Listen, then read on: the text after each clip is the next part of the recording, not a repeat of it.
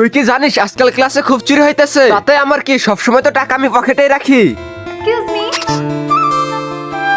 আচ্ছা দেখা, কয় টাকা নিয়ে আইছিস?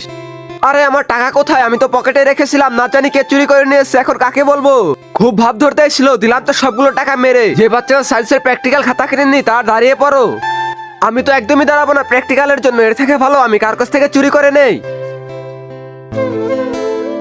আরে আমার ফাইল কোথায় গেল? মনে হয় তুই চুরি করেছিস। আচ্ছা আমাকে চোর মনে হয়? হ্যাঁ তুই তো চোর। তুই চোর না, তুই চোর, তুই চোর। বাচ্চারা এভাবে কাউকে চোর বলতে হয় না। আর তোমাদের প্রথমে বলেছি সবকিছু সাবধানে রাখবে, কারণ ক্লাস অনেক চুরি হইতেছে। তার আগে ইন্ডিয়া থেকে হলে লাইক করো, আর বাংলাদেশ থেকে হলে লাইক সাবস্ক্রাইব দুইটাই করে দাও। আর তুমি কোন দেশে সেটা কমেন্টে বলে যাও।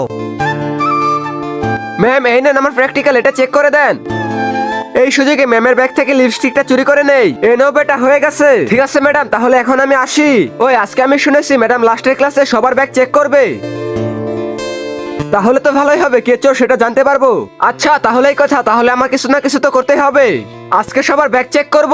চলো প্রথমে এই ব্যাগটা চেক করি, কিন্তু এটার ভিতরে তো কিছুই নেই। তাহলে তুমি চুরি করেছিলে আমার সোনার চুরি? না ম্যাম, আমি তো চুরি করিনি, মনে হচ্ছে কেউ ব্যাগে রেখে দিয়েছে। কাল স্কুলে মা বাবাকে নিয়ে আসবে। আমি তো আগে থেকে জানতাম তুই চোর, এখন তো আরো মজা হবে চুরি করতে। তো বন্ধুরা, তোমাদের ক্লাসে কি চোর আছে? কমেন্টে জানিয়ে দাও।